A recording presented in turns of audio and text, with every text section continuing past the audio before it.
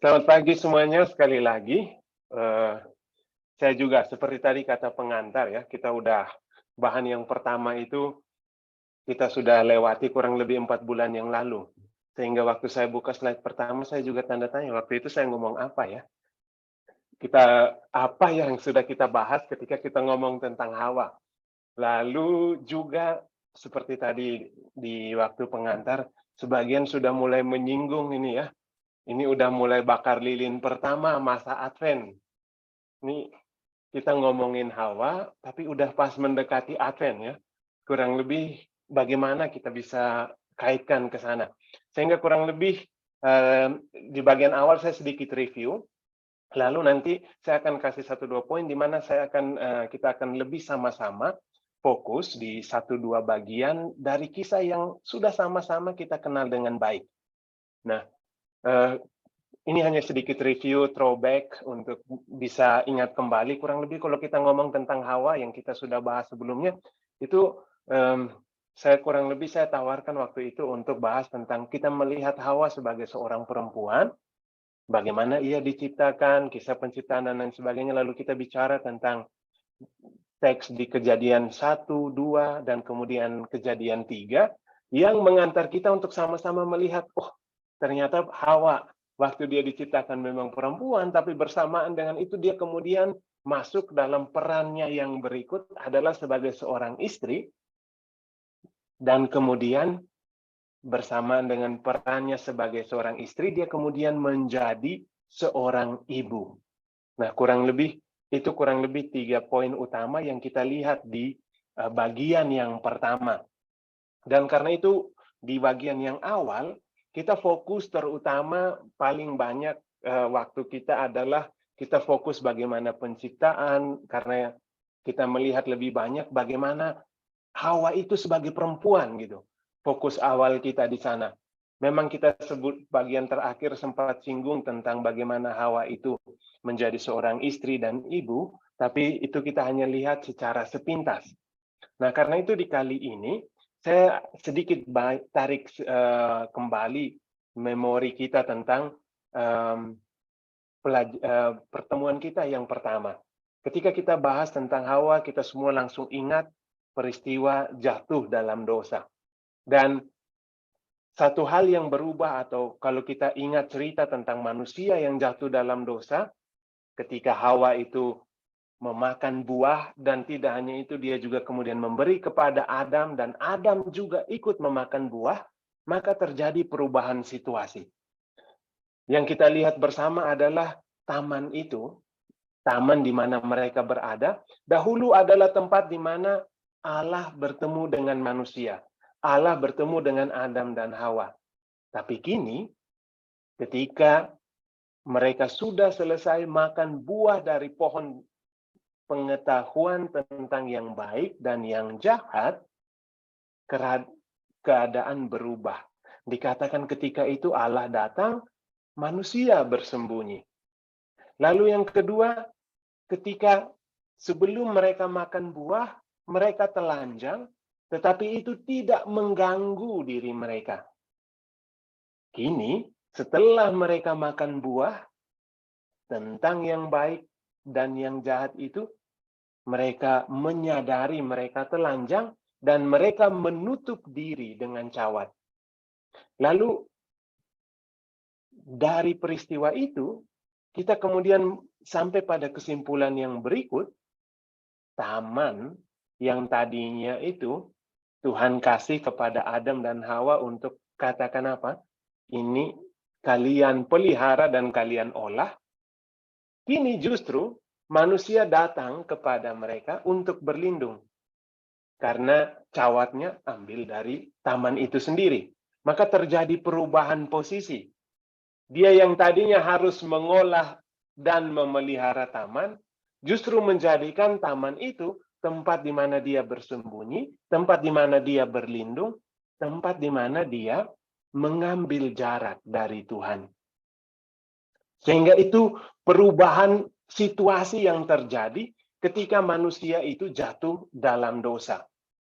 Dan atas situasi itu, kita ingat sama-sama pertanyaan yang Tuhan katakan, lontarkan kepada mereka, di manakah engkau? Tapi menariknya kalau kita lihat agak sedikit lengkap pertanyaannya itu ya. Ketika mereka mendengar bunyi langkah Tuhan Allah yang berjalan dalam taman itu pada waktu hari sejuk, bersembunyilah manusia dan istrinya itu terhadap Tuhan Allah di antara pohon-pohon di dalam taman. Tuhan memanggil manusia dan berfirman kepadanya, "Di manakah engkau?" Ia menjawab, "Ketika aku mendengar bahwa engkau ada dalam taman ini, aku menjadi takut karena aku telanjang. Sebab itu aku bersembunyi." Maka nampak di situ ya, penekanannya di situ.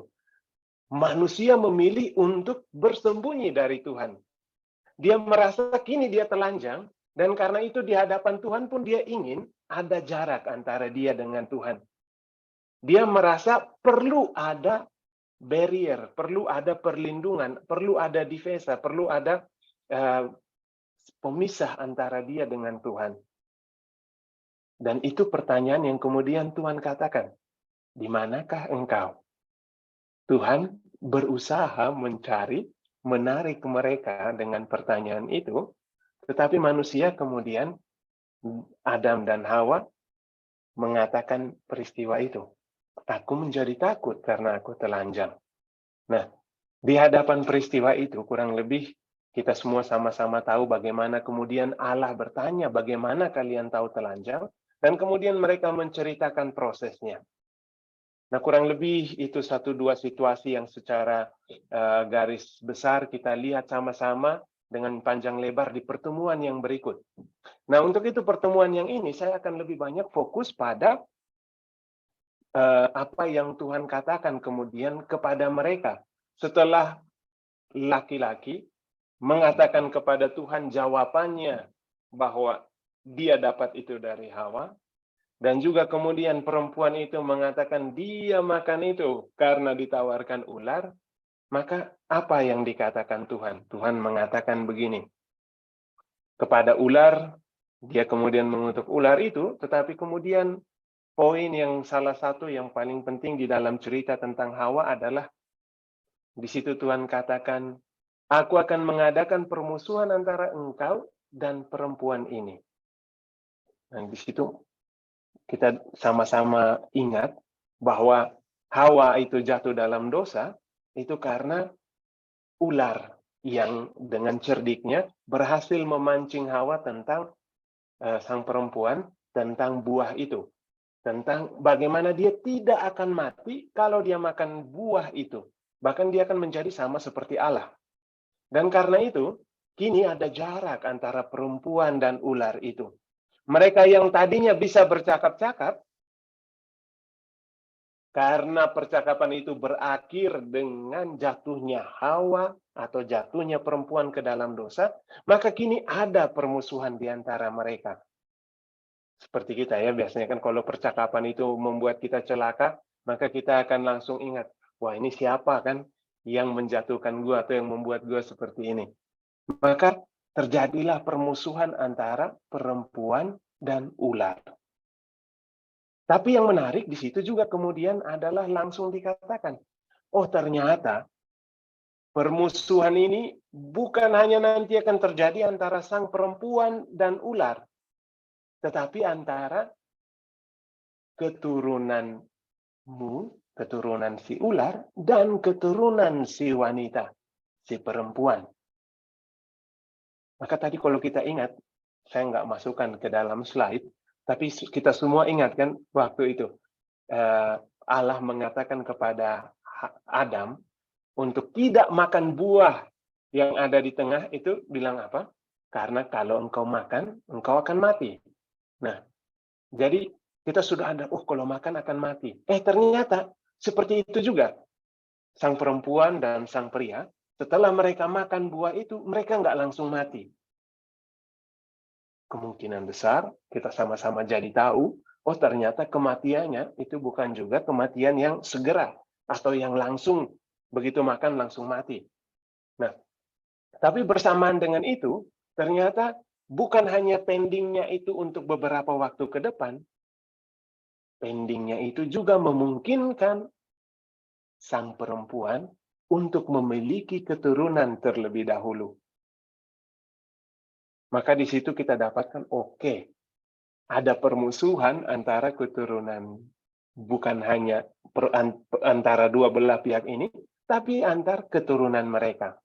Nah, yang menarik berikutnya adalah bagaimana permusuhan itu, pertikaian di antara dua pihak yang sama-sama terlibat di dalam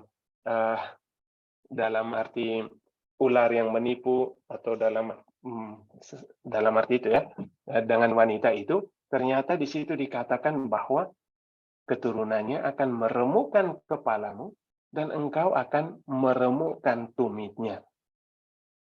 Kalau kita lihat dari bagian tubuh manusia itu mudah untuk menjaga kepalanya. Karena mata ada di kepala. Manusia juga mudah menjaga tangan atau badannya. Tapi bagian dari tubuhnya yang susah dia lihat, yang susah untuk dia juga jaga, adalah tumit kakinya. Maka bagian yang menjadi titik lemah dari perempuan itu, disitulah menjadi titik di mana ular akan menyerang sang perempuan dan juga keturunannya. Tetapi bersamaan dengan itu, karena ular juga dihukum untuk ini, dia berjalan merayap di debu tanah, maka keturunan dari sang perempuan akan meremukkan kepalamu. Kalau memang benar bahwa bagian kaki itu bagian yang lemah dari manusia, tapi itu bukan bagian yang langsung fatal. Berbanding terbalik dengan bagian yang dirujuk tentang ular. Dia, keturunan dari sang wanita itu, akan meremukkan langsung kepalanya. Kalau kepala kita bayangkan itu sebagai struktur dari komando, struktur dari dalam arti instruksi-instruksi di dalam tubuh kita semuanya berasal dari kepala, maka membayangkan itu, kehancuran yang diderita oleh ular, itu adalah kehancuran yang sifatnya lebih definitif, yang lebih stabil, atau yang berbanding dengan yang kehancuran yang dimiliki atau luka yang ditimbulkan oleh ular kepada wanita dan keturunannya, itu lebih bersifat temporel atau sementara.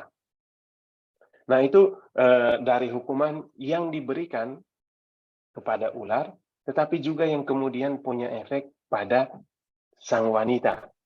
Nah, lalu selain itu kepada sang wanita juga dikatakan hukumannya yang berikutnya adalah, kalau kita baca di dalam kitab suci, saya terlalu cepat untuk mengatakan hukuman, tapi di dalam dalam arti tertentu kita harus mengertinya sedikit dengan cermat. Di situ dikatakan bahwa Tuhan hanya mengatakan begini, kepada ular dia katakan terkutuklah engkau, tetapi kepada wanita tidak secara eksplisit mengatakan terkutuklah engkau. Tuhan hanya langsung mengatakan kepadanya bahwa kini engkau akan bersalin, prosesnya itu akan menjadi berat. Lalu begitu juga yang sama ketika mengatakan kepada pria, karena engkau mendengarkan perkataan istrimu, Tuhan tidak mengatakan terkutuklah engkau, tetapi mengatakan kepadanya, terkutuklah tanah. Allah tidak mengutuk baik itu sang laki-laki maupun sang perempuan, tetapi hanya mengatakan bahwa dengan bersusah payah, engkau akan mencari rezekimu dari tanah seumur hidupmu. Nah, itu kurang lebih kata-kata yang disampaikan Tuhan kepada sang pria atau kepada Adam. Dan kurang lebih kita bisa dapatkan di sana ada sedikit perbedaan ketika Tuhan itu berbicara kepada ular dan juga berbicara kepada sang perempuan dan sang laki-laki. Ular dikutuk, tetapi laki-laki dan perempuan tidak. Yang terkutuk adalah tanah, lingkungan di mana mereka tinggal, yang menerima bagian dari kutukan itu.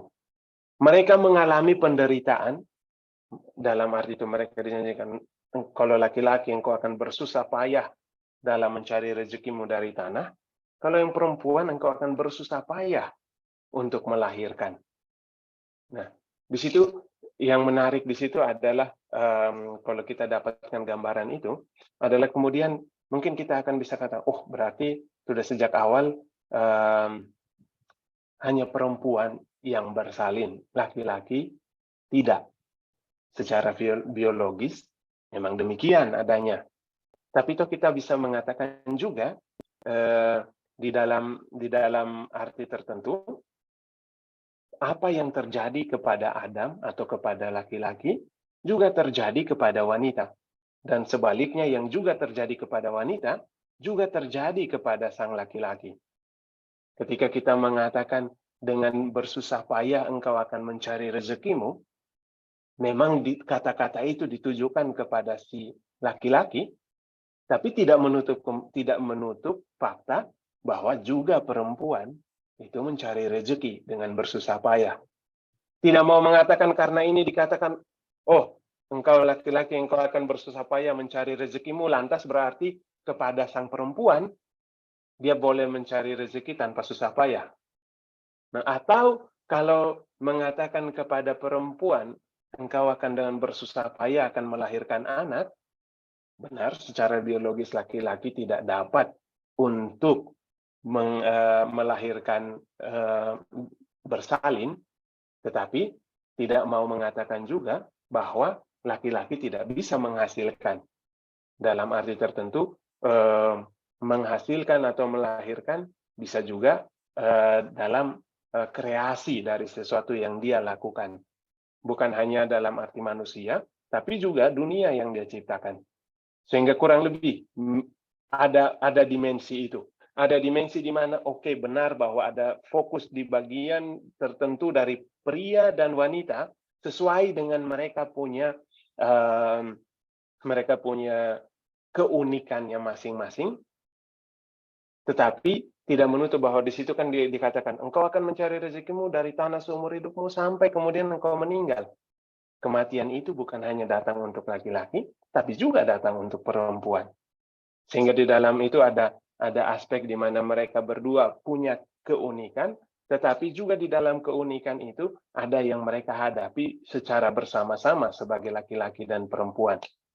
Nah, dari cerita itu kita semua kemudian bisa melihat kesimpulan bahwa di hadapan manusia yang berdosa itu memang Tuhan memperlihatkan kesalahan mereka, tetapi juga sekaligus memperlihatkan efek dari dosa. Dan ketika kita melihat cerita tentang Adam dan Hawa, mereka ini kemudian membuat pakaian mereka dari kulit binatang, dari dedaunan, tetapi Tuhan malah membuat kepada mereka pakaian dari kulit. Nah, dari cerita itu kita melihat di situ, kita bisa katakan hukuman yang Tuhan berikan kepada mereka itu bukan sebuah hukuman yang sungguh-sungguh mendatangkan kutuk untuk mereka, tetapi sebuah hukuman yang justru di dalam hukuman itu sendiri sudah ada berkatnya. Karena kan kita tahu, begitu kalian makan buah ini, kalian akan mati. Tapi itu ternyata enggak. Bahkan bukan hanya mereka tidak akan mati, mereka akan mati dalam waktu yang tertentu, tetapi mereka juga akan memperoleh keturunan, di mana kehidupan itu masih bisa dilangsungkan, masih bisa terus berlanjut. Nah, bersamaan dengan itu kita bisa bilang, ternyata rupanya ketika Tuhan menghukum, dia menghukum atau dia berhadapan dengan dosa yang dilakukan oleh manusia, Tuhan menyikapinya dengan belas kasih. Tetapi bersamaan dengan belas kasih, Tuhan tidak mau mengatakan juga bahwa kemudian belas kasih itu meniadakan konsekuensi dari dosa yang sudah mereka lakukan. Maka kita dapatkan cerita di bagian terakhir itu adalah setelah Tuhan itu memang memberikan kepada mereka pakaian, karena Tuhan tahu bahwa bagi manusia sekarang mereka merasa terancam. Ketelanjangan mereka itu mereka anggap sebagai sebuah kelemahan. Walaupun toh di hadapan Tuhan mereka nggak bisa bersembunyi, tetapi toh bagi mereka, bagi manusia, ini ada jarak. Dan karena itu Tuhan memberikan pakaian dari kulit yang membuat mereka memiliki perlindungan, rasa aman yang jauh lebih besar dibanding pakaian yang bisa mereka hasilkan sendiri. Tetapi tidak berarti Tuhan kemudian membiarkan mereka untuk tetap tinggal. Konsekuensi dari dosa adalah kini mereka diusir keluar dari Taman Eden. Maka di situ kita melihat dosa itu mengambil jarak. Benar juga bahwa kemudian jarak itu berusaha dijembatani oleh Allah. Dia yang memanggil mereka, kalian di mana? Tapi dia juga yang kemudian menghukum mereka dengan di dalam hukuman, tapi sekaligus ada janji dan berkat. Tetapi Tuhan tidak mengatakan kemudian, oke, karena kalian sudah menyadari kesalahan, kita mulai dari nol. Tuhan nggak meriset. Dia nggak atur ulang. Oke, kita ubah ya. Kalian sudah tahu, oke, kita kembali ke settingan awal. Seperti barang pabrik gitu ya. Kalau buat ini delete semua, jadi baru lagi. Enggak. Tuhan juga tidak berkatakan kepada mereka untuk, oke, kita berpura-pura ini nggak pernah terjadi. Kita sama-sama anggap atau kita lupakan. Tidak juga. Dalam arti itu, belas kasih Allah itu tidak meniadakan konsekuensi dari dosa. Kini kita tidak bisa mengandai-andaikan kembali untuk, oke, bagaimana kalau kita setting kembali seperti awal? Kehidupan harus berjalan terus.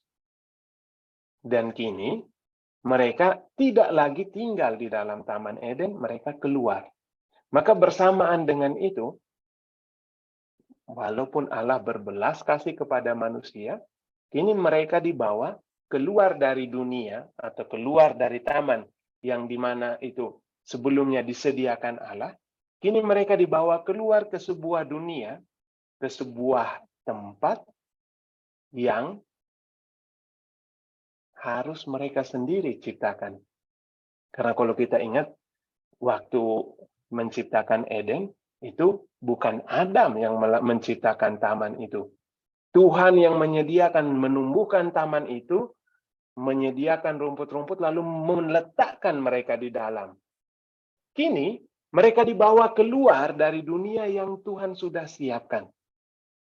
Maka mereka kini harus berhadapan dengan satu situasi atau satu tempat, satu dunia yang baru, di mana bukan dunia yang sudah Tuhan sediakan bagi mereka. Tetapi satu dunia yang harus mereka sendiri terlibat di dalamnya untuk menciptakan dunia itu.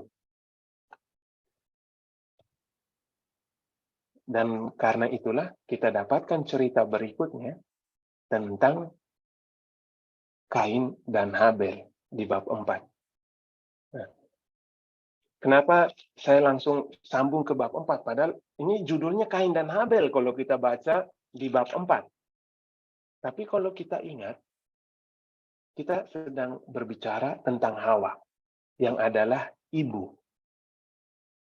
Kalau di bagian terakhir, setelah kejadian itu, sang manusia akan berkata bahwa engkau kini akan saya panggil Hawa, karena engkau adalah ibu dari semua makhluk yang hidup.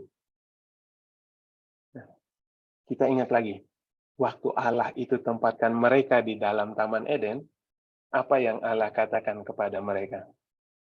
Allah katakan, beranak cuculah dan bertambah banyaklah. Allah sediakan taman, Allah katakan, peliharalah dan jagalah. Itu semua sudah dikatakan, sudah diberikan kepada mereka, tetapi kita tidak melihat aktualisasi dari perintah itu. Itulah paradoksnya gitu ya. Justru ketika kini keluar dari Taman Eden, kita akan melihat bagaimana kata-kata Allah itu, berkat dari Allah untuk mengatakan kepada mereka, beranak cuculah, itu terrealisasi. ketika ada di Eden, Allah sudah menyediakan segala sesuatu. Kini justru nanti ketika mereka keluar dari Eden, kini baru sang manusia belajar untuk sungguh-sungguh memelihara dan juga membangun tamannya. Memelihara ciptaan. Terlibat di dalam proses penciptaan itu. Sehingga kalau yang lain mungkin berpikir, bagaimana kalau seandainya dia tetap ada di dalam Eden, apakah mereka akan tetap punya anak? Kita nggak tahu ya. Kitab suci nggak memberi kita cerita itu. Itu kita terserah kita mau berandai-andai seperti apa. Tapi kitab suci menceritakan kita bahwa justru setelah mereka keluar dari Taman Eden, apa yang dahulu diperintahkan kepada mereka, atau apa yang dahulu dipercayakan kepada mereka, kini terrealisasi. Maka di situ kita dapatkan langsung kalimat pertama atau ayat pertama dari bab 4. Kemudian manusia itu bersetubuh dengan Hawa istrinya, dan mengandunglah perempuan itu lalu melahirkan Kain. Maka kata perempuan itu, aku telah mendapat seorang anak laki-laki dengan pertolongan Tuhan. Nah, kalau kita tadi bayangkan, mereka keluar sebagai sebuah pasangan yang baru dalam arti mereka nggak punya pengalaman tentang bagaimana menjadi ibu, bagaimana menjadi ayah. Mereka juga lewat peristiwa inilah, kalau tadi kan kita dengar, Tuhan hanya mengatakan akan ada permusuhan antara engkau dan ular. Dan antara keturunanmu dan keturunannya. Dan ketika mereka sudah di luar Eden, hal itu tergenapi. Maka disitulah ketika lahir bayi itu akhirnya perempuan itu bisa berkata, oh ini nih, inilah keturunanku yang nanti akan meremukkan kepala dari ular itu. Maka kita dapatkan di situ bagaimana dia juga berkata, aku telah mendapat seorang anak laki-laki dengan pertolongan Tuhan. Sehingga walaupun Adam dan Hawa keluar dari Taman Eden sebagai manusia atau sebagai ciptaan yang sudah sedikit terluka, tetapi lewat peristiwa kelahiran Kain, mereka menemukan bahwa kehidupan itu terus berlanjut. Dan tidak hanya itu, bukan hanya bahwa kini kehidupan itu berlanjut, mereka juga melihat bahwa, oh, setelah Kain, kini dilahirkan Habel, adik dari Kain.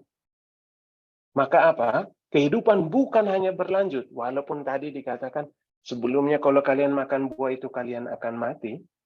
Benar bahwa kini mereka menjadi makhluk yang tidak lagi, karena Tuhan memasang juga kerubim di depan taman untuk mencegah mereka makan dari buah pohon kehidupan, bahwa kini mereka akan menjadi makhluk yang bisa mati, akan kembali ke tanah, tetapi toh mereka bukan hanya hidupnya berlanjut dengan kelahiran anak, hidupnya juga diberkati. Karena bukan hanya satu anak, tapi punya 2 anak. Maka kurang lebih seperti yang Tuhan katakan waktu ada di taman, waktu masih keadaan itu belum jatuh dalam dosa. Tuhan katakan, bertambah banyaklah. Dan itu terjadi. Nah, dari peristiwa itu kemudian kita dibawa masuk kepada hal yang berikut. Yang kita lihat istilahnya kalau tadi Hawa dan bagaimana dia membawa kehidupan kepada 2 orang anaknya. Maka kita langsung diberikan gambaran tentang kedua anak dari Hawa itu sendiri. Di sana dia katakan Hawa punya 2 anak. Anak yang pertama adalah Kain. Kain menjadi petani, Habel menjadi gembala kambing domba. Nah, kalau kita lihat di dalam diri mereka, kita akan langsung melihat di dalam gambaran itu, Kain menjadi petani, Habel menjadi gembala kambing domba, kita langsung dapatkan di sana juga suatu hal yang langsung mengingatkan kita tentang satu hal yang tidak bisa kita ingkari, adalah perbedaan itu sendiri. Kalau kita ngomongkan waktu di awal kita ngomong tentang Hawa dan Adam, bagaimana proses penciptaan, kita mengatakan tentang bagaimana mereka diciptakan secara unik. Kini anak-anak mereka pun membawa hal yang sama. Mereka menjadi dua anak karena mereka masing-masing unik. Yang pertama adalah dia akan lahir sebagai anak yang pertama, dan yang kedua dia lahir sebagai anak yang kedua. Itu suatu situasi yang tidak bisa dielakkan gitu ya. Walaupun misalnya kalau seandainya orang lahir di dalam anak kembar pun, selalu ada satu yang harus keluar lebih dahulu. Baru yang kedua bisa keluar. Dalam arti itu, sudah sejak awal, Kain dan Habel diajak untuk bisa melihat bahwa di dalam diri mereka, atau kita sebagai pembaca, diajak untuk bisa melihat bahwa Kain dan Habel adalah dua orang yang berbeda. Dua orang yang sudah sejak awal itu dalam arti secara alamiah, satu menjadi kakak, anak yang pertama, satu menjadi anak yang kedua. Lalu yang kedua, dari gambaran itu, Kain itu menjadi petani, Habel menjadi gembala.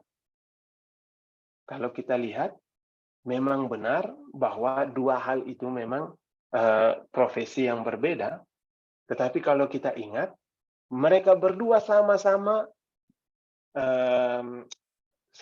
melambangkan atau mengkomunikasikan kepada kita apa yang sebenarnya di dalam Taman Eden itu menjadi tugas dari manusia.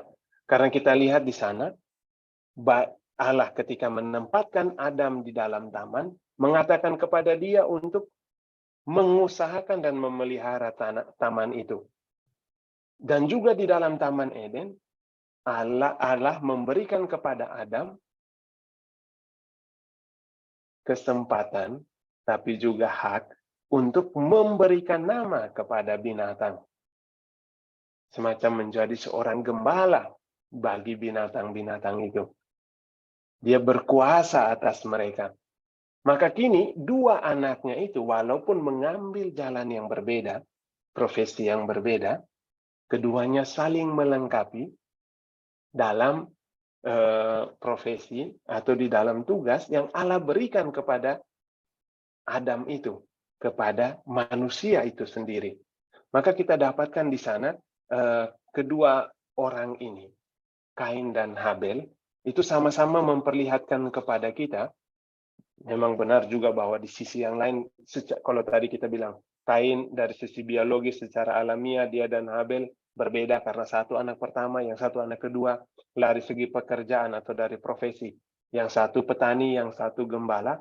Tetapi di sisi lain, secara kultural, yang satu karena dia petani, hidupnya menetap, yang satu hidupnya berpindah-pindah atau nomaden, mereka sama-sama menjadikan gambaran kepada kita tentang keseluruhan dari manusia itu sendiri.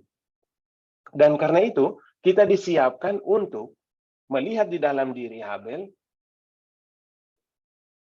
situasi di mana orang itu atau individu itu, anak yang satu, berbeda dari yang lain. Dan karena itu, cara mereka menyikapi dunia, cara mereka untuk berhadapan dengan Allah, cara mereka mengenal Allah, cara mereka berhubungan dengan Allah, kemudian juga menjadi berbeda.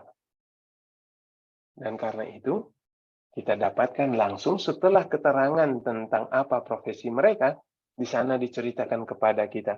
Setelah beberapa waktu lamanya, Kain mempersembahkan sebagian dari hasil tanah kepada Tuhan sebagai korban persembahan. Habel juga mempersembahkan korban persembahan dari anak sulung kambing domba, yakni lemak-lemaknya. Maka Tuhan mengindahkan Habel dan korban persembahannya itu, tetapi Kain dan korban persembahannya tidak diindahkannya. Lalu hati Kain sangat panas dan mukanya muram. Nah, saya ingin kalau kita baca di bagian ini, setidaknya kalau kita bertolak dari teksnya Kejadian saja, di situ akan langsung muncul kepada kita bahwa tidak ada penjelasan kepada kita apakah hasil tanah tidak ada penilaian. Hasil tanahnya itu hasil tanah yang baik atau hasil tanah yang buruk. Begitu juga, tidak dijelaskan anak sulung dari kambing domba itu dan lemak-lemaknya ini, lemak-lemak atau kambing domba yang memang gemuk atau yang kurus. Karena itu domba yang kurus juga tetap ada lemaknya. Tidak dijelaskan kepada kita atribut atau keterangan tentang korban itu. Yang kita tahu dengan pasti adalah Kain dan Habel, mereka masing-masing memberi kepada Allah apa yang ada kepada mereka. Karena Kain, dia adalah seorang petani, dia memberi dari apa yang ada pada dirinya, yaitu hasil dari tanah. Begitu juga Habel, karena dia seorang gembala, dia memberi daripadanya hewan ternak yang ada padanya, anak yang pertama. Nah, sampai di situ muncul pertanyaannya. Atau langsung muncul kepada kita, oke, ternyata sekarang persoalan di dalam cerita ini, itu ternyata pada bagian yang berikut. Tuhan mengindahkan persembahan Habel, tetapi Kain dan korban persembahannya tidak diindahkannya. Maka, Kejadian memperlihatkan kepada kita, perbedaan itu diindahkan atau tidak diindahkan bukan datang dari Habel atau datang dari Kain. Bukan datang dari jenis persembahan yang diberikan Kain atau jenis persembahan yang diberikan Habel. Perbedaannya datang dari pihak Allah sendiri. Nah, kalau perbedaannya datang dari pihak Allah, itu sesuatu yang sangat mengganggu. Kenapa? Kenapa Allah mengindahkan yang punya Habel, tapi yang punya Kain kok enggak? Nah, untuk masuk ke jawaban ini, jawabannya sederhana, tetapi agak kita butuh jalan panjang sedikit. Jawabannya itu kita nggak tahu kenapa. Kita hanya bisa katakan, kenapa Allah memilih persembahannya Habel dan bukan persembahannya, atau mengindahkan persembahannya Habel dan bukan persembahannya Kain, itu karena misteri dari pemilihan Allah itu sendiri. Kalau kita lihat sepanjang kitab suci, dari Kejadian sampai dengan nanti Perjanjian Baru, di sana akan ada banyak cerita tentang bagaimana Allah memilih. Dan pilihan-pilihan yang Allah lakukan kepada orang-orang itu adalah pilihan-pilihan yang dalam arti tertentu akan membuat pihak yang tidak dipilih sebagai orang yang ditolak. Nah, misalnya kalau kita lihat di Mazmur 78, Mazmurnya itu cukup panjang, dan Mazmurnya itu dikasih judul pelajaran dari sejarah. Nah, di bagian ayat yang ke-67 itu berkata begini, ia ini merujuk kepada Yahweh atau kepada Allah, itu Allah menolak kemah Yusuf, dan suku Efraim tidak dipilihnya. Tetapi ia memilih suku Yehuda, Gunung Sion yang dikasihinya. Ia membangun tempat kudusnya setinggi langit, laksana bumi yang didasarkannya untuk selama-lamanya. Dipilihnya Daud hambanya, diambilnya dia dari antara kandang-kandang kambing domba. Dari tempat-tempat domba-domba yang menyusui didatangkannya dia, untuk menggembalakan Yakub umatnya, dan Israel miliknya sendiri. Sehingga kalau lihat di situ, oke, Allah menolak Yusuf. Allah menolak kemah Yusuf, kan berarti kalau kita ngomong kemah Yusuf, di dalamnya ada dua suku. Ada Efraim dan Manasye. Dia bukan hanya menolak Yusuf, Efraim tidak dipilih, karena Allah memilih Yehuda. Kita bisa sebut, banyak suku-suku yang lain. Kan ada 12 suku dalam suku Israel.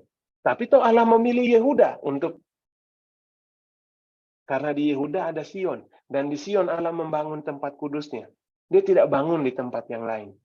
Begitu juga dia pilih Daud. Kalau kita ada yang ingat cerita tentang bagaimana Nabi Samuel disuruh pergi untuk mengurapi Daud menjadi raja, kita akan ingat bahwa Daud itu pergi ke rumah, Samuel pergi ke rumah ayahnya Daud. Daud itu anak yang bungsu, dia masih punya banyak kakak. Yang semua kakak-kakaknya itu sebagian itu masuk di dalam tentaranya Saul. Waktu datang Samuel tiba di rumah bapaknya Daud, begitu masuk dia lihat, oke, saya mau urapi. Tolong panggil anakmu satu-satu dari yang tertua. Begitu masuk anak yang pertama, perawakannya tegap, bodinya oke karena bagian dari tentaranya Saul. Samuel langsung bilang, wah, dalam hati dia bilang, wah ini orang ini pasti yang akan dipilih Tuhan. Ternyata Tuhan bilang, bukan. Engkau melihat apa yang dilihat manusia, saya melihat hati. Suruh maju yang berikut, ternyata sampai yang terakhir sama. Begitu juga akhirnya sampai kemudian baru panggil Daud, datang, dia juga perawakannya indah seperti yang lain. Tapi kenapa nggak pilih kakak-kakaknya? Samuel juga nggak tahu. Itu adalah misteri yang Allah tempatkan di dalam dirinya. Tapi apakah karena Tuhan itu nggak memilih suku yang lain? Apakah karena Tuhan itu nggak memilih saudara-saudaranya Daud? Itu berarti bahwa kemudian kata menolaknya itu berarti apakah Tuhan membenci mereka? Apakah karena itu Tuhan tidak menghendaki mereka? Tidak. Ketika Allah memilih Yehuda, memang benar berarti Allah tidak memilih Efraim. Allah tidak memilih Manasye. Allah tidak memilih Gad. Allah tidak memilih Dan. Allah tidak memilih Naftali, Asher, dan yang lain. Tetapi tidak otomatis tidak dipilih itu berarti negatif. Kalau dalam perjanjian baru, kita dapatkan dalam ungkapan yang agak sedikit berbeda. Misalnya kalau kita baca Injil Matius, ada bagian di mana Yesus mengatakan kepada murid-muridnya, dia bilang begini, barang siapa mengasihi bapa atau ibunya lebih daripadaku, ia tidak layak bagiku. Dan barang siapa mengasihi anaknya laki-laki atau perempuan lebih daripadaku, ia tidak layak bagiku. Barang siapa tidak memikul salibnya memikul aku, ia tidak layak bagiku. Maka di situ kita melihat sedikitnya, kalau kita baca teks ini, kita akan bilang, kita bisa pahami itu ya. Karena apa? Karena kita, lewat Matius dia mau katakan begini, Allah itu sesuatu yang maha kuasa. Allah itu sesuatu yang maha baik. Dan Allah itu, dialah yang menciptakan. Maka dia menuntut cinta yang juga jauh lebih tinggi, yang lebih absolut dibanding cinta yang saya berikan kepada orang tua. Dalam arti, saya bisa mengatakan cinta, mengasihi orang tua, mengasihi saudara, tetapi kasih terhadap orang tua, kasih kepada saudara, dan kasih kepada Allah, itu adalah kasih yang model-modelnya itu bisa berbeda. Jadi dia mau mengatakan bahwa kasih itu bukan hanya bilang hanya ada satu bentuk saja gitu.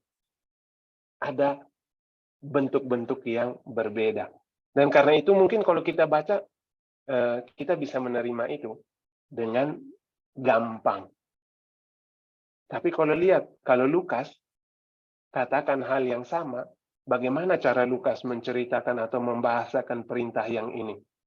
Dia mengatakan begini, jika seorang datang kepadaku, ia tidak membenci bapaknya, ibunya, istrinya, anak-anaknya, saudara-saudaranya laki-laki atau perempuan, bahkan nyawanya sendiri, ia tidak dapat menjadi muridku. Matius menggunakan kata siapa yang tidak mengasihi bapak ibunya, atau kalau mengasihi bapak ibunya lebih daripadaku. Kalau Lukas dia pakai bukan menggunakan kata mengasihi lebih tinggi ini atau lebih rendah atau lebih kuat lebih kecil. Dia mengasihi, kata-kata Lukas dia bilang, kalau engkau tidak membenci. Dari situ kita bisa langsung tahu, oh, kalau saya baca ini, Lukas bukan sedang mau mengatakan saya harus sungguh-sungguh membenci bapak ibu saya, baru saya bisa jadi pengikut Yesus. Enggak. Karena kita membaca teks Lukas ini, kita akan membaca atau memahaminya seperti kita memahami yang kita baca di Matius. Artinya, saya mengasihi Allah, dan saya mengasihi orang tua, saya mengasihi kakak adik, itu dengan bentuk yang berbeda. Dalam arti, cara pengungkapannya berbeda. Maka di situ ketika kita menggunakan saya mengasihi lebih, atau saya menggunakan di situ Lukas mengatakan dengan membenci, tidak otomatis langsung berarti negatif. Karena saya mengatakan cinta saya kepada Allah jauh lebih besar daripada cinta kepada orang tua, tidak mau mengatakan bahwa cinta yang kepada orang tua itu sesuatu yang negatif. Kurang lebih itu hanya satu dua teks yang membantu kita untuk mengerti tentang tadi. Ketika kita baca, Allah mengindahkan persembahannya Habel, tetapi Kain dan persembahannya tidak diindahkan. Tidak dikatakan bahwa Allah persembahan Kain itu negatif, atau Allah punya sentimen dengan Kain. Enggak. Nah, itu yang coba saya mau katakan lewat dua teks yang dari Matius dan Lukas itu, atau dari Mazmur yang tadi. Nah, tapi apa yang terjadi? Hati Kain menjadi sangat panas dan mukanya muram. Maka kita lihat di situ, kini Kain itu rupanya dia ingin dicintai seperti Habel. Dia karena ingin dicintai seperti Habel, ketika melihat bahwa persembahannya itu tidak diindahkan, ia kini tidak percaya bahwa Allah tidak mencintai dia. Atau kalaupun Allah mencintainya, Allah tidak mencintai dia dengan adil. Atau kalaupun Allah mencintai dia, bagi Kain tidak ada cara lain untuk mencintai dia selain dengan cara Allah mencintai Habel. Dia ingin Allah mencintai dia seperti Allah mencintai Habel. Dan dalam arti itu, gini kita bisa lihat sama-sama persoalannya ada pada diri Kain. Dalam arti, Kain itu, atau bisa kita katakan dalam gambaran cerita Kain dan Habel ini, gambarannya adalah seringkali kita merasa kita ingin, di satu sisi kita, sebagian besar orang itu hidup dengan konsep semacam, kalau saya berbuat baik, saya akan menerima hal yang baik. Kalau saya berbuat sesuatu yang tidak baik, okelah, saya dapat sesuatu yang tidak baik. Kayak sistemnya retribusi. Tapi bukan hanya retribusi, kita ingin retribusinya itu juga otomatis. Kalau saya buat baik sekarang, ya sudah saya petik juga kebaikannya sekarang.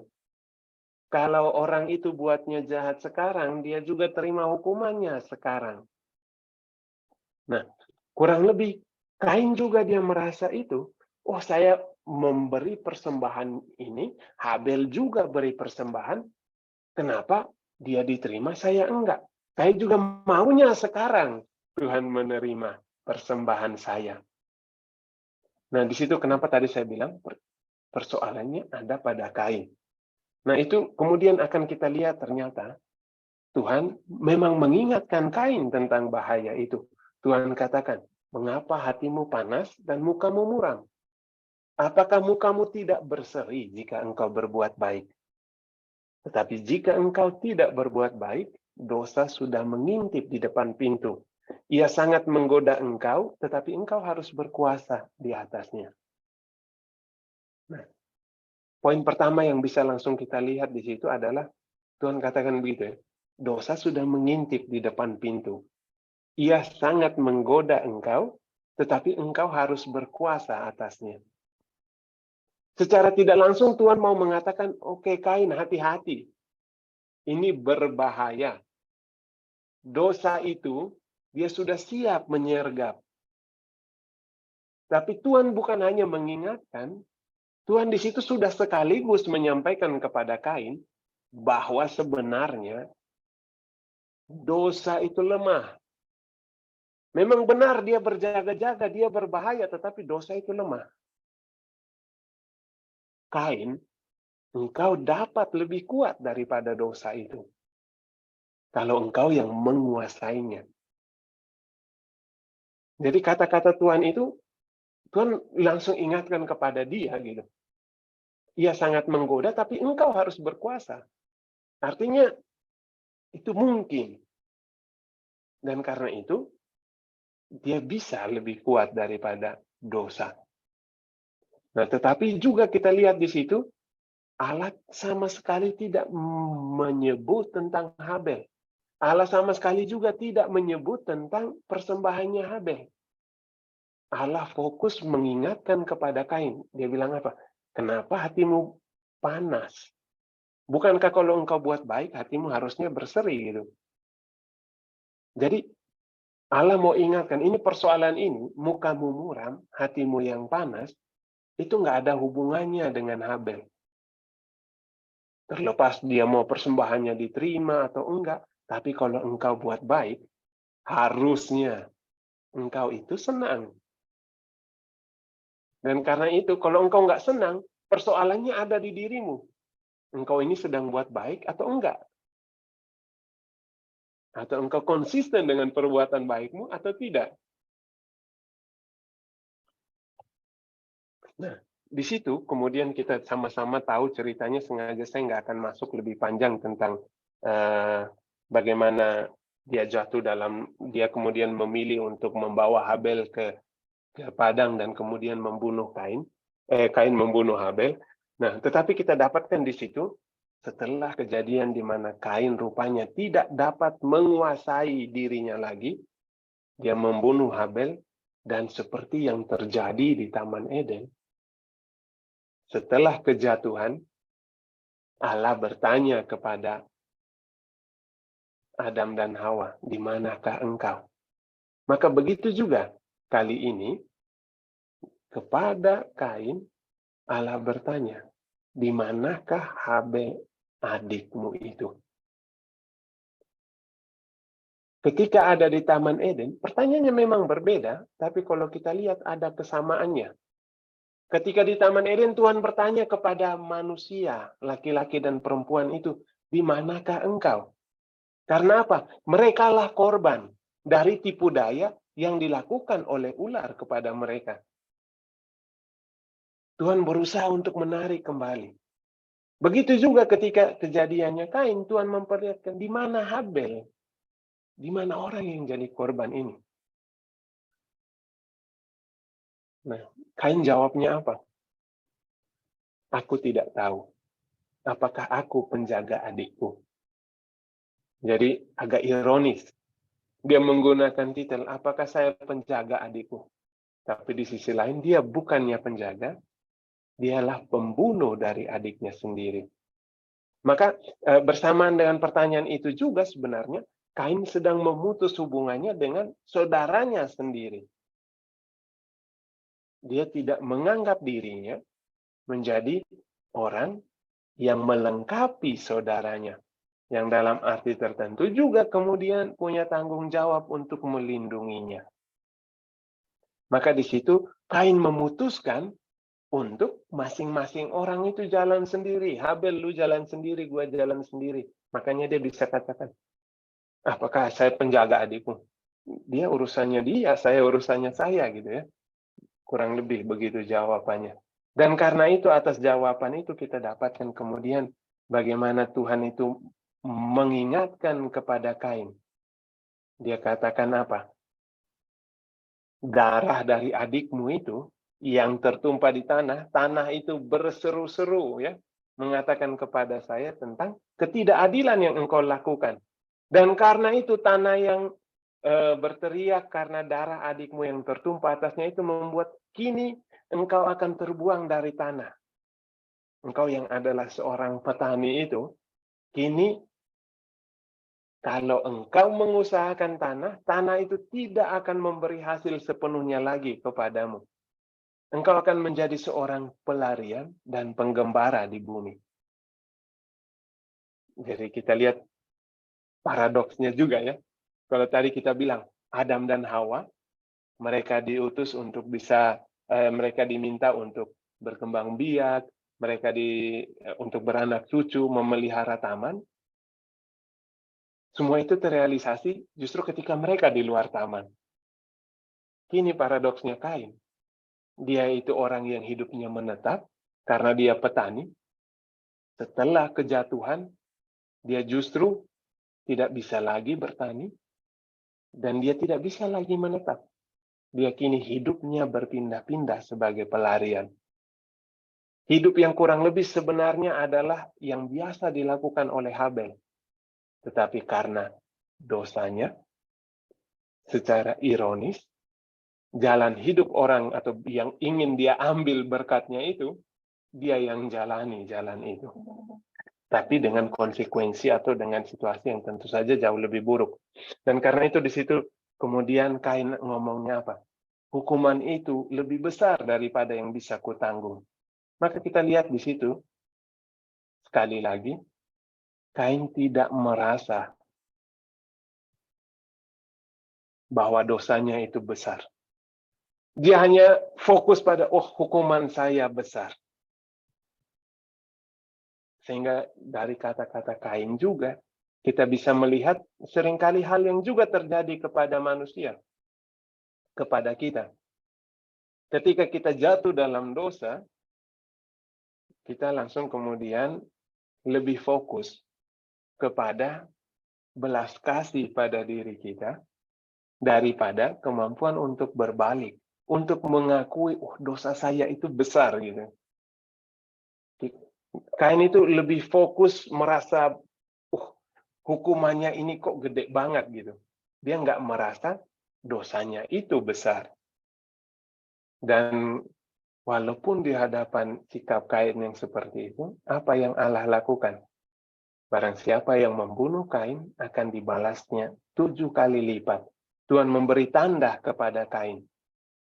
Sehingga kita dapatkan juga di situ bagaimana Allah itu, istilahnya manusia itu berubah-ubah gitu ya. Semakin lama kita bisa bayangkan semakin jahat, tetapi Allah tidak berubah dari kebaikannya gitu. Dari belas kasih. Dan seperti yang di awal, kalau Adam dan Hawa, Allah itu punya belas kasih, tetap ada konsekuensi, begitu juga untuk Kain. Benar bahwa kini dia akan berjalan aman, tidak ada orang yang akan membunuh Kain, karena nanti mereka akan melihat dia, ada tandanya, tetapi jangan salah juga. Kini orang yang itu tidak membunuh Kain, bukan karena mereka respek pada hidupnya, tetapi mereka tidak bunuh Kain hanya karena takut pada hukumannya. Balasan yang 7 kali lipat itu. Maka kita lihat itu di situ bersamaan dengan belas kasih, konsekuensi itu juga tetap sesuatu yang harus dipikul. Nah, ketika kita dapatkan cerita berakhir dengan Kain yang kemudian harus hidup sebagai pengembara, kemungkinan besar kita langsung bilang, ngapain sih cerita ini ada di sini gitu ya. Kita sedang ngomongin Hawa, tapi kenapa kemudian kita lanjutkan tentang Kain dan Habel. Tentang yang bukan hanya Kain dan Habel, tapi Kain yang kemudian membunuh Habel dan kini tinggal Kain.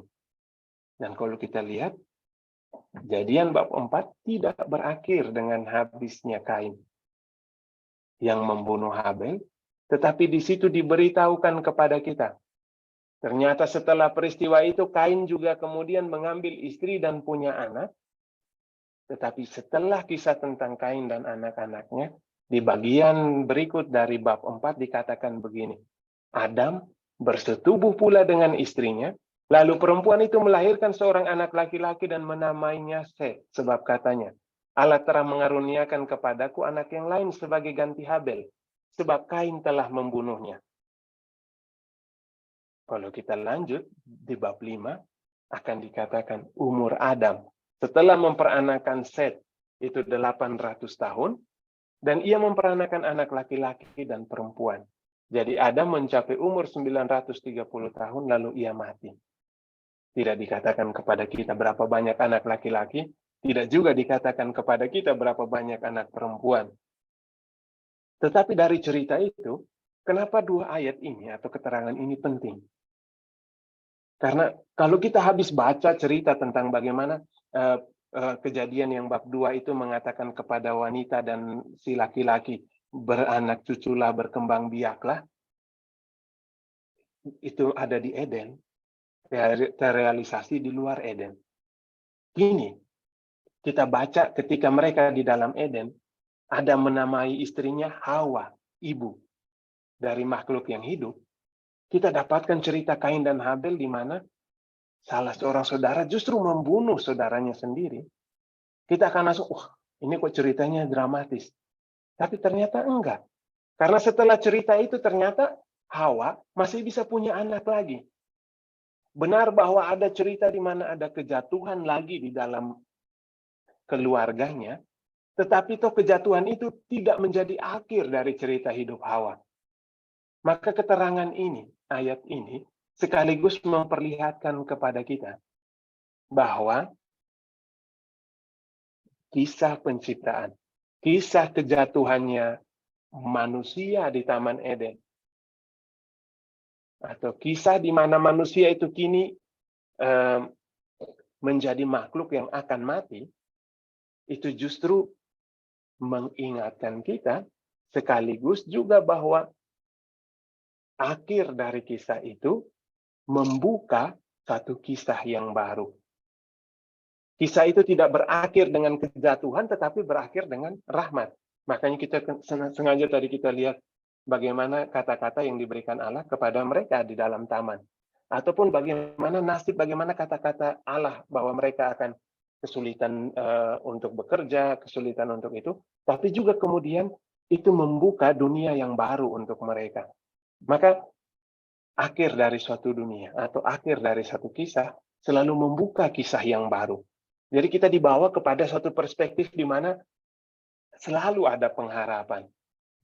Nah, kalau kita gabungkan kisah ini dengan kisah atau pertemuan Hawa yang sebelumnya, ini slide yang terakhir, jadi tenang saja.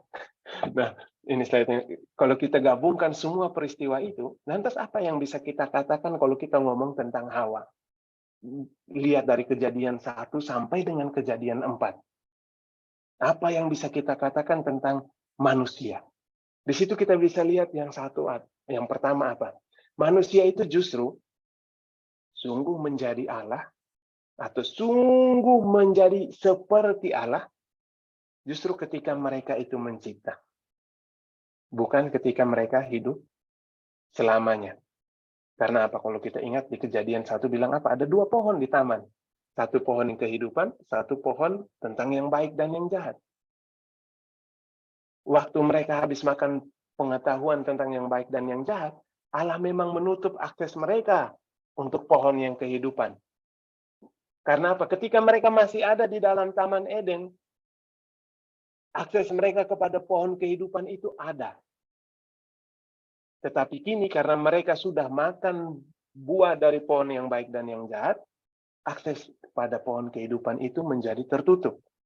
Karena apa? Karena dengan makan buah itu, apa yang menjadi keinginan manusia adalah mereka ingin menjadi seperti Allah. Tapi justru disitulah kita diberikan kepada fakta itu. Justru ketika mereka keluar, mereka mencipta, wanita melahirkan anak, laki-laki bekerja dan mengusahakan tanah. Di momen itulah mereka sungguh menjadi seperti Allah. Nah, tetapi jangan lupa, kenapa ada penderitaan di situ? Kenapa dikatakan dengan susah payah engkau akan melahirkan anak? Dengan susah payah laki-laki engkau akan bekerja mencari rezeki. Karena itu kutuk, tapi sekaligus berkat. Karena kini, kalau wanita itu dia melahirkan, dia akan menjadi seperti Allah mencipta. Laki-laki itu ketika dia berhasil mengusahakan tanah, dia akan menjadi seperti Allah yang bisa menyediakan Taman Eden. Dan justru disitulah godaannya. Ketika dia bisa berhasil, dia akan merasa, saya tidak butuh lagi Allah. Saya sudah menjadi seperti Allah. Maka rasa sakit dan kesulitan yang mereka alami ketika wanita itu bersalin, atau ketika laki-laki itu bekerja mencari nafkah, mencari rezeki, kesulitan yang mereka alami itulah yang mengingatkan mereka senantiasa bahwa kemampuan mereka untuk melahirkan anak, kemampuan mereka untuk kemudian mengusahakan tanah, menciptakan segala sesuatu, itu datang dari Allah. Dan bahwa mereka tidak akan menjadi seperti Allah. Mereka bukan Allah. Lalu bersamaan dengan cerita itu juga, bersamaan dengan cerita tentang Adam dan Hawa, tapi yang kemudian juga diperjelas di dalam Kain dan Habel, kita diperlihatkan tentang bagaimana Allah itu mencintai dan memilih umatnya. Itu adalah sebuah misteri. Nah, kenapa ini saya kasih bagian yang terakhir, pesan yang ini? Karena apa? Karena kalau kita dengar bagian yang ini, cerita Kain dan Habel, lalu kenapa Kain juga Allah memilih Habel dan bukan memilih Kain? Itu juga akan menjawab atau juga menjadi pertanyaan yang bisa kita bawa sampai dengan kita sekarang. Kenapa Allah memilih Israel dan bukan Indonesia? Kenapa Allah harus memilih dari Israel itu dari keluarga Daud gitu? Kenapa Allah nggak memilih orang Indonesia aja dari Papua misalnya ya? Lalu dari garis keturunan apa? Ngapain dia pilih dari Israel? Pakai bahasa Ibrani. Kalau dia pakai bahasa Indonesia dari awal, kitab suci dalam bahasa Indonesia gitu. Nah, itu pertanyaan-pertanyaan yang kita miliki. Tapi kita nggak bisa menjawab secara penuh karena itu adalah hak Allah. Isinya misterinya. Kenapa dia memilih yang ini, bukan yang itu.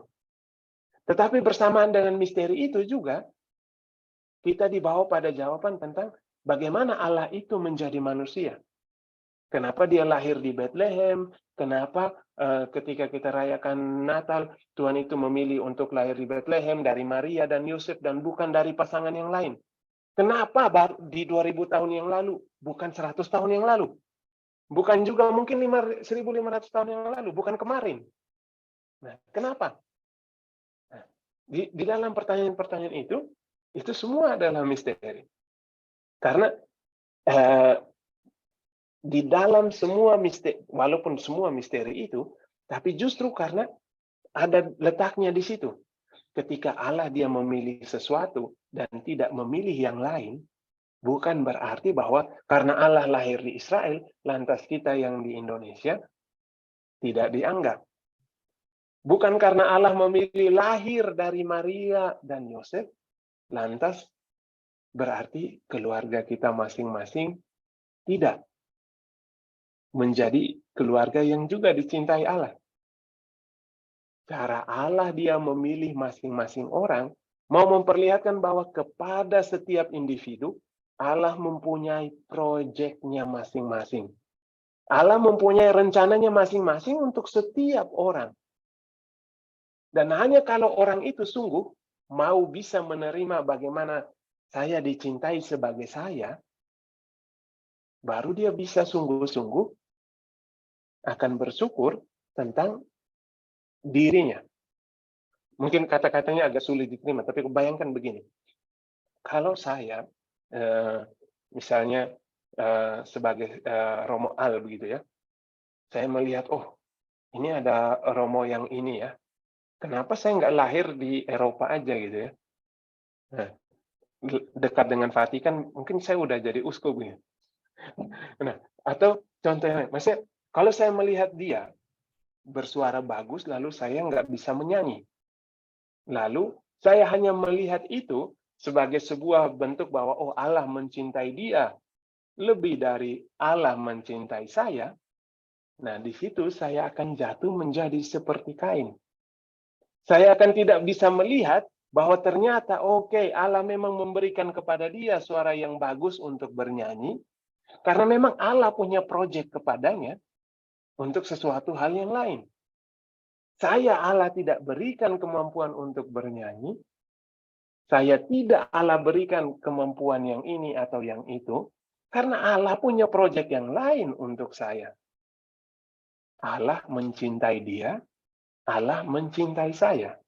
Tetapi cara Allah mencintai dia dan cara Allah mencintai saya, itu berbeda. Saya tidak bisa memaksa Allah mencintai saya harus sama seperti cara Allah mencintai dia. Karena jika saya memaksa Allah seperti demikian, saya justru akan membenci dia ataupun membenci Allah atas apa yang tidak saya miliki. Sehingga kurang lebih dari cerita Adam dan Hawa juga seperti itu. Istilahnya melihat kalau di dalam Kain dan Habel menjadi lebih jelas, tapi juga sudah sejak Adam dan Hawa terjadi itu. Pride-nya itu, ingin memiliki sesuatu yang, atau tidak bisa menerima sesuatu yang menjadi proyeknya saya. Allah punya proyek apa untuk saya, itu yang tidak bisa saya terima dengan baik. Oke, itu kesimpulan yang bisa saya ambil, yang bisa saya berikan untuk pertemuan kita kali ini, menutup secara tidak menutup pertemuan kita tentang Hawa. Oke, itu saja. Terima kasih. Saya ada satu, ya tadi ya, Tuhan itu adalah misteri. Seolah-olah kok milihnya, kenapa milih Habel bukan Kain? Kenapa milih Yakub bukan Ishak? Ya kan seperti itu ya. Kenapa memilih tadi Daud bukan yang lain yang badannya gede-gede gitu ya. Kalau melihat seperti itu kok kayaknya Allah nggak adil. Dan itu juga mungkin yang dirasakan oleh kita manusia tuh sampai saat ini. Kalau mendengar pengajaran dari Pater tadi, sebetulnya Allah itu punya project buat setiap dari diri kita semua yang ada di sini. Saya tuh pernah melihat begini, Pater. Ada lagi jalan gitu ya, seorang bapak-bapak yang sudah tua sekali, dan dia itu menjual daun pintu. Kalau pintu disebut daun nggak sih? Jendela kali ya, daun jendela ya. Pintu yang menjual pintu. Betul ya. Nah, itu pintu besar itu ada 2 buah, itu dia dorong gitu ya. Saya katakan ya, kok bisa ya dia yang sudah tua ini masih menjual, jalannya saja sudah sulit gitu ya. Itu dia tadi yang Pater katakan, kok seperti tidak adil.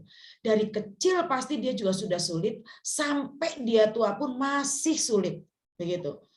Nah, ini tadi saya jadinya berpikir mengenai keadilan tadi. Tuhan itu memang misteri. Kalau kita tahu apa yang diinginkan oleh Tuhan, berarti kita juga seperti kayak Tuhan ya, Pater ya.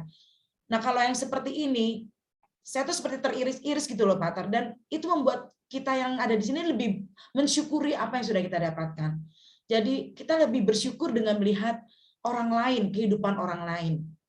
Nah, kalau menurut Pater nih, melihat kehidupan bapak-bapak tadi ya, yang tua, yang sulit dari kecil sampai tua, itu bagaimana, Pater? Terus terang saya sendiri bilang, aduh Tuhan, kenapa sih Tuhan? Mudah-mudahan saya mendoakan dia. Oke, dia saat ini mungkin sulit, tapi Tuhan tolong nanti bahagiakan dia di surga. Saya memikirnya seperti itu gitu loh, Pater. Menurut Pater gimana, Pater? Oke, ini pertanyaan yang susah ya.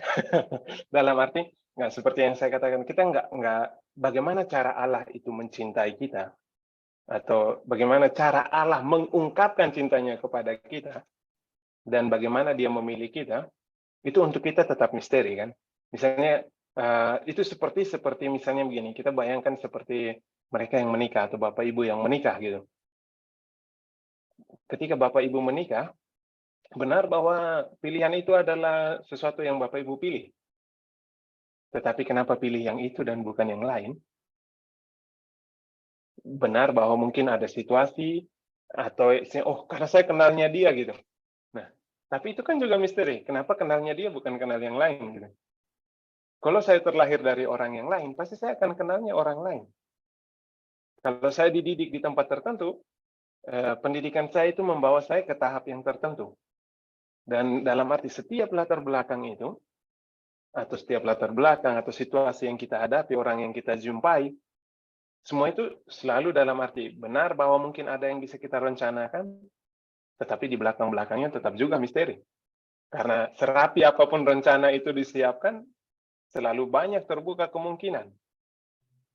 Nah, karena itu kemudian misalnya kalau orang yang memilih menjadi imam, dia juga pasti akan punya pertanyaan.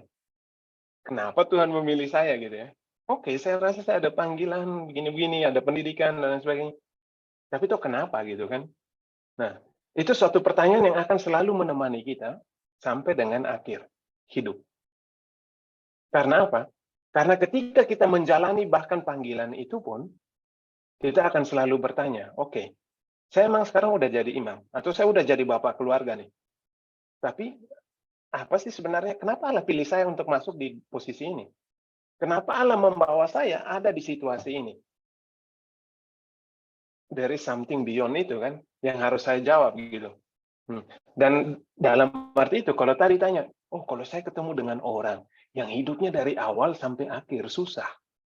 Nah, kadang mungkin pertanyaan kita, apa sih rencana Allah untuk dia gitu?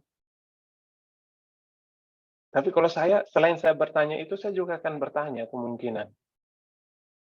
Kalau Tuhan buat dia hidupnya seperti itu, tapi toh di dalam hidupnya Tuhan juga membuat saya bertemu dengan dia. Jangan-jangan Tuhan juga punya proyek buat diri saya, ada sesuatu yang harus saya lakukan terhadap dia.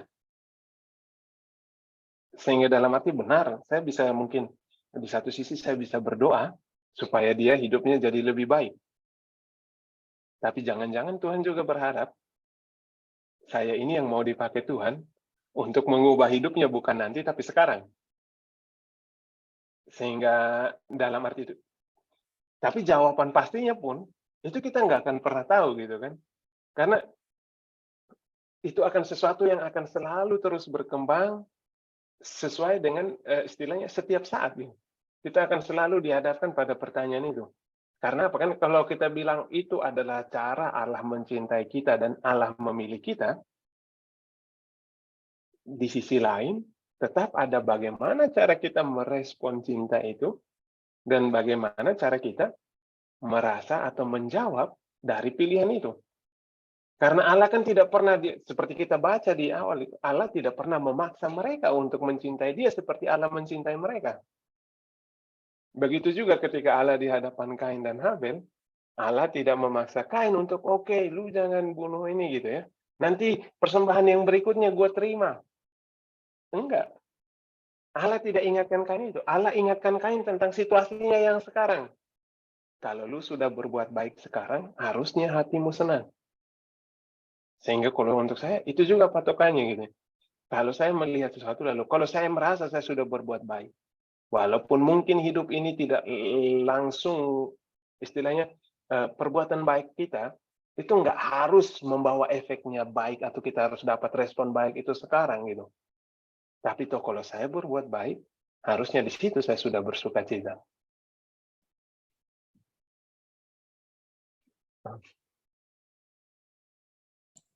Oke, Pater, terima kasih banyak. Itu mungkin yang juga menjadi rencana Tuhan buat kita semua yang ada di sini ya, untuk mengingat orang-orang yang mungkin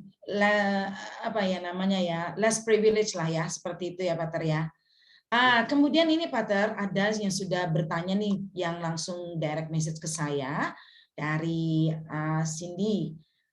Pater, memang Tuhan ada misteri ya. Terus bagaimana nih kira-kira rencana Tuhan itu misteri? Nah, menanggapi misteri Allah itu bagaimana? Apakah kita mengikuti Tuhan dengan banyak tidak ada jawaban? Ya terima aja deh gitu ya. Apalagi membaca perjanjian lama tuh yang beda sekali dengan perjanjian baru yang menyatakan bahwa Allah itu kasih. Gimana, Pater? Ya, ulang-ulang saya. Oke, pertanyaannya begini, bagaimana nih kita menanggapi misteri Allah? Apakah mengikuti Allah dengan banyak tidak ada jawaban? Ya, kemudian dilanjutkan dengan pertanyaan berikutnya, apalagi kalau kita membaca perjanjian lama itu yang beda sekali dengan perjanjian baru yang menyatakan bahwa Allah itu kasih. Begitu, Pater. Hmm, saya nggak dalam arti pertanyaannya untuk saya, kenapa tadi dia bisa yang bertanya bisa katakan perjanjian lama berbeda sekali dengan perjanjian baru, bahwa Allah itu kasih. Karena apa? Karena kita bilang Allah itu kasih, sudah sejak awal dari perjanjian lama sampai dengan perjanjian baru, Allah itu kasih. Karena apa? Kalau kita ingat, Allah itu tidak berubah, baik kemarin, hari ini, sampai selama-lamanya gitu kan. Allah yang kasih itu dia selalu sama. Apa yang berbeda? Yang berbeda adalah manusia yang berada di hadapan kasih itu. Dalam arti, kita ini yang akan selalu berbeda dari segi pengalaman, berbeda dari latar belakang dan lain sebagainya itu oke. Tetapi cara kita merespon kasih Allah itu selalu berbeda karena memang hidup kita yang kita lalui setiap hari itu akan membuat cara kita menjawab kasih Allah itu, atau cara kita mengenal Allah dan merasakan kasihnya itu jadi berbeda. Misalnya, kalau saya yang hari ini ada di posisi saya yang sekarang, sedang tinggal di Yerusalem, sedang belajar kitab suci, saya mengatakan atau ketika berhadapan dengan ini, lalu orang bertanya kepada saya, bagaimana saya akan menjawab, bagaimana kasih Allah kepada saya akan bisa mengatakan dengan optimis, wah kasih Allah itu luar biasa besar untuk saya. Tidak semua orang bisa merasakan rahmat ini, bisa datang di sini, tinggal di sini, dan lain sebagainya. Nah, responnya apa? Kemudian, oh mungkin saya akan merasain. Nah, tapi apakah jawaban saya akan bisa sama mungkin beberapa tahun lagi? Ketika mungkin di dalam perjalanan tahun-tahun itu, ada pengalaman-pengalaman yang berbeda lagi. Atau keadaan saya yang sekarang, jawaban saya terhadap kasih Allah itu tidak selalu sama. Karena mungkin misalnya, oh di tahun yang sebelumnya kalau saya punya pengalaman yang traumatis begitu, atau mungkin pengalaman kehilangan, misalnya pengalaman kehilangan orang yang dikasihi dan lain, pasti cara kita melihat bagaimana Allah mengasihi kita itu berbeda. Saya nggak akan bisa langsung mengatakan, wah Tuhan itu mengasihi saya ketika saya melihat dia memanggil orang yang saya kasihi itu kembali lebih dahulu. Saya nggak akan bisa langsung melihat kasih Allah di dalam peristiwa itu. Dan karena itu, respon saya atas peristiwa itu juga nggak akan sama seperti sekarang gitu. Dalam arti pasti respon saya pada masa itu saya akan protes gitu kan. Kok Allah, saya udah buat begini, kok masih ini terjadi gitu kan. Nah, sehingga kurang lebih dalam arti itu kita nggak pernah punya jawaban yang dalam arti statis tentang kasih Allah. Karena apa? Setiap hari, setiap pengalaman kita, itu justru akan memberi kita semacam tambahan ya, tentang apakah Allah mencintai saya? Apakah saya bisa melihat Allah di dalam yang saya sedang alami ini, Allah mencintai saya atau enggak? Dan karena itu jawaban kita juga akan kemudian berubah sesuai dengan pengalaman itu. Tetapi kalau orang itu sungguh dia merasa, misalnya kan karena sering kita dengar itu yang cerita-cerita bermakna itu kan, yang ada yang bilang, wah ini ada satu bapak sedang sakit, ada satu anak muda tinggal di kampung, semua orang melihat dia, wah anak pemuda ini gagah begitu ya, semua memuji-muji dia. Lalu mereka merasa ini ketika dipuji dia bilang, "Oh, biasa aja," gitu ya. Begitu nggak lama dia pergi, sedang, di kebunnya, lalu karena terjatuh dari pohon kakinya patah. Semua orang datang mengeluhkan, wah, betapa tidak beruntungnya dia. Lalu dia bisa bilang, "Ah, tidak juga." Karena apa? Ternyata beberapa bulan kemudian orang panggil, semua yang sehat harus ikut wajib militer. Karena dia kakinya buntung, dia kemudian nggak ikut jalan gitu. Nah, lalu ceritanya bisa panjang, kita bisa membayangkan itu. Tapi hanya mau mengatakan apa? Setiap episode itu, cara kita mengalami kasih Allah atau pengalaman-pengalaman kita, itu kadang baru kita bisa proses, itu setelah itu terjadi cukup lama gitu. Baru kita bisa melihat, oh ini kasih Allah. Dan dari situ kita akan selalu belajar bagaimana kita merespon setiap ada kejadian baru yang terjadi dalam hidup kita. Dan jawaban kita pasti pun tidak akan pernah sama dari waktu ke waktu. Oke. Saya harap semoga menjawab ya. Iya, Pater, memang sih kayaknya itu semua misteri ya. Oleh sebab itu yang barusan diceritain sama Pater itu sama banget dengan yang diceritakan oleh Romo saya juga, Pater, mengenai tadi seorang pemuda tadi.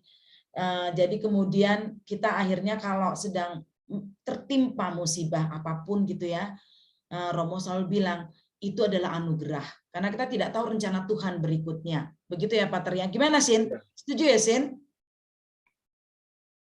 Sip, oke. Thank you, Sin. Pater, ada lagi pertanyaan. Pertanyaannya menggelitik banget nih, ya. Di Taman Eden itu, kenapa sih Tuhan kok membiarkan ular itu ada di situ? Emangnya untuk menguji ketaatan kita nih manusia. Tentunya ketaatan Adam ya dan Hawa ya. Kenapa harus ada? Harusnya jangan ada deh, biar terus-terusan mereka tuh di Taman Eden udah nggak berbuat dosa lagi gitu loh. Gimana, Pater?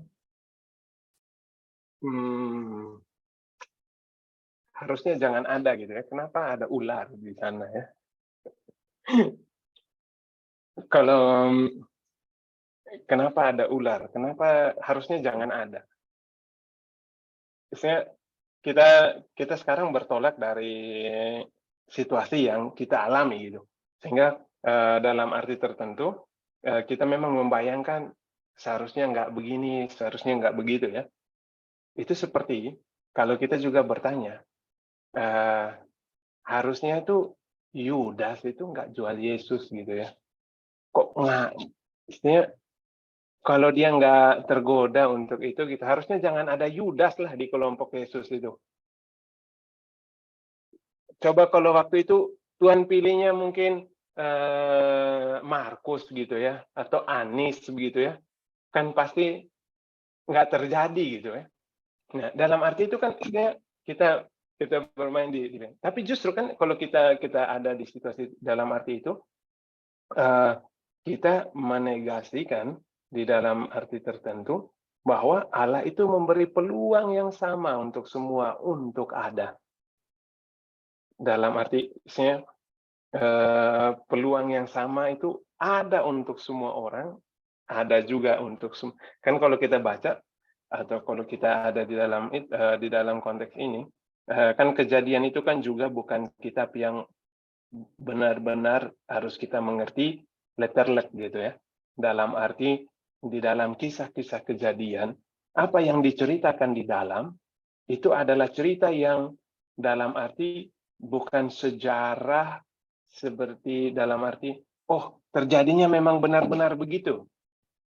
Di dalam diri ular kita temukan di dalam diri ular itu adalah personifikasi dari iblis, dari setan, dari yang jahat. Dan siapa itu setan atau siapa itu iblis?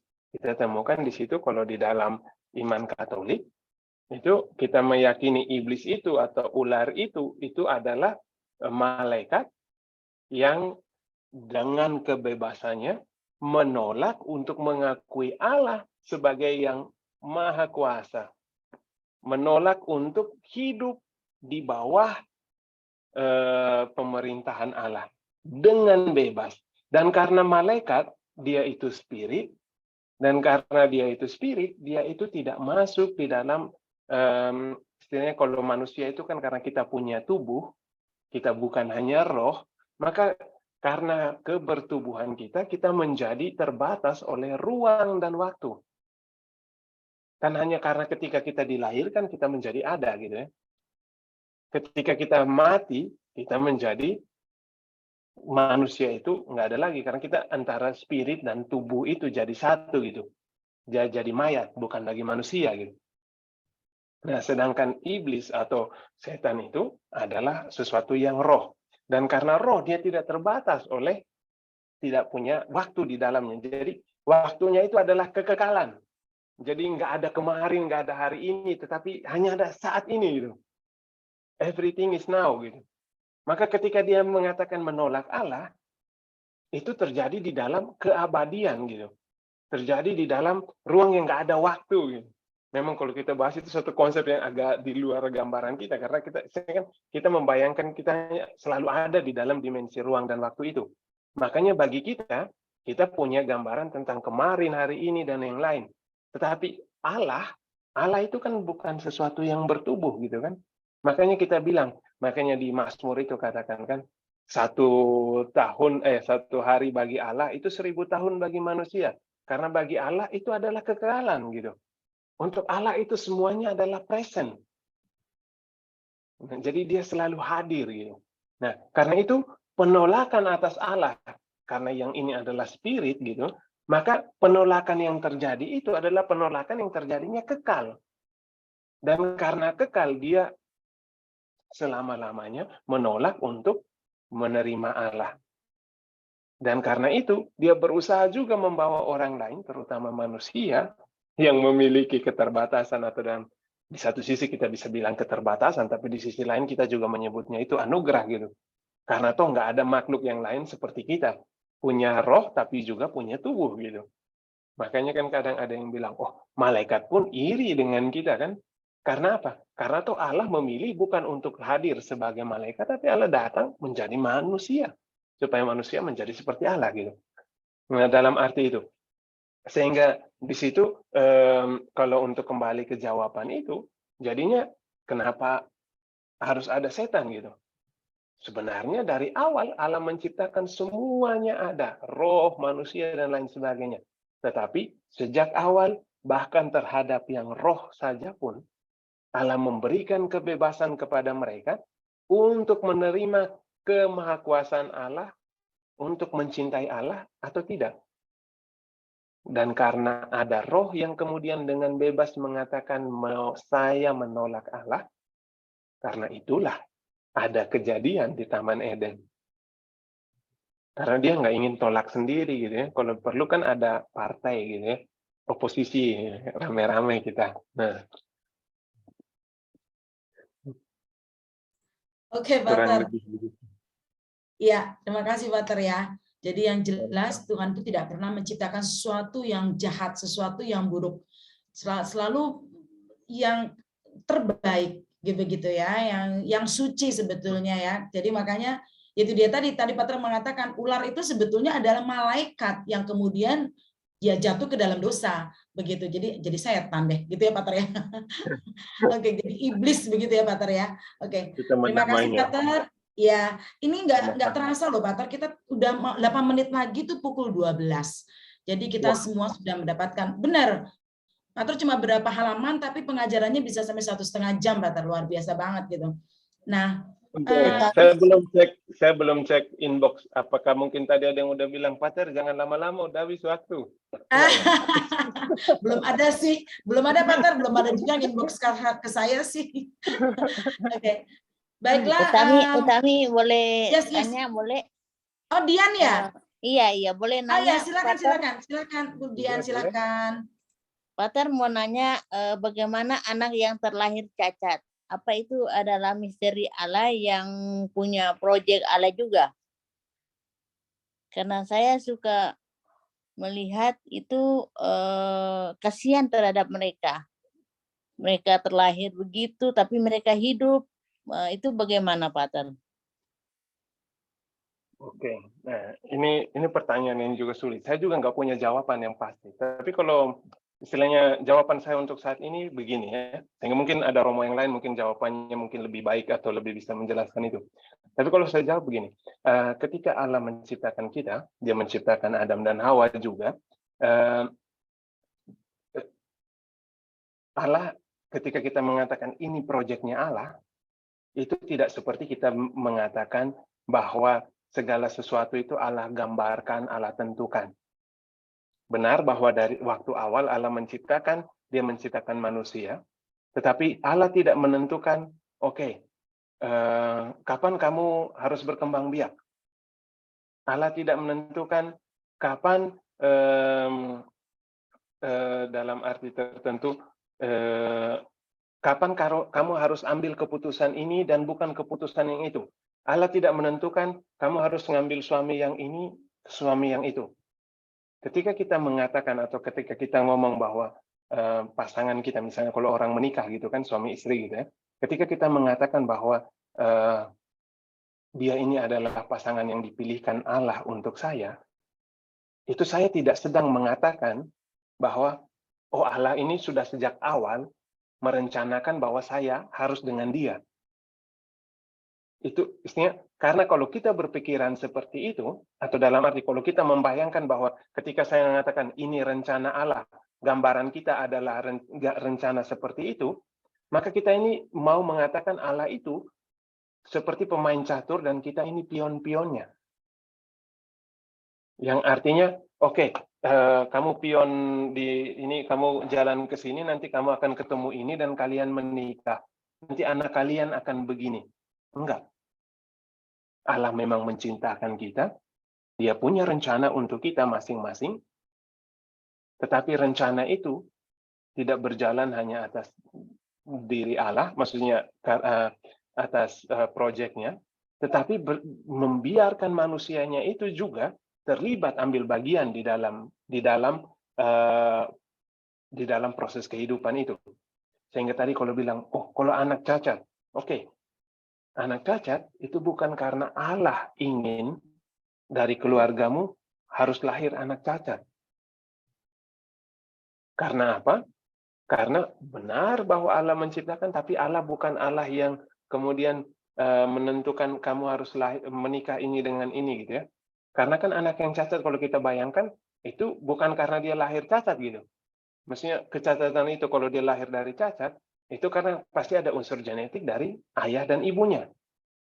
Nah, ketika ayah dan ibunya menikah atau sampai mereka punya anak, itu bukan karena Allah yang sudah memaksa sejak awal mula harus mereka begitu.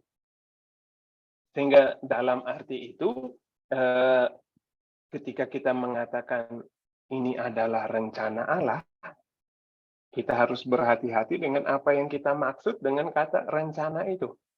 Dalam arti, rencana itu bukan karena Allah itu merancangkan sesuatu yang jahat dan itu harus menimpa kepada kita gitu.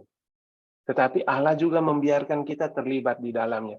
Makanya begitu, misalnya kalau tadi masih baik, contohnya yang ini ya, yang anak cacat lahir.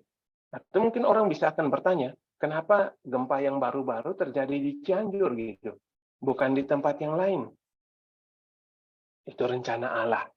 Ketika saya mengatakan itu rencana Allah, bukan karena Allah itu sedang bilang, oh oke, dia sedang main dadu lalu bilang, oh hari ini goncangkan yang di Cianjur, bukan yang di lain. Enggak. Karena kalau kita memikirkan seperti itu berbahaya sekali ya. Dalam arti berbahaya, karena apa? Kita ini manusia yang hidup, alam yang diciptakan ini, semua ini hanya kayak semacam video game aja di hadapan Allah. Padahal enggak. Allah dia menciptakan kita, tetapi seperti tadi kisahnya.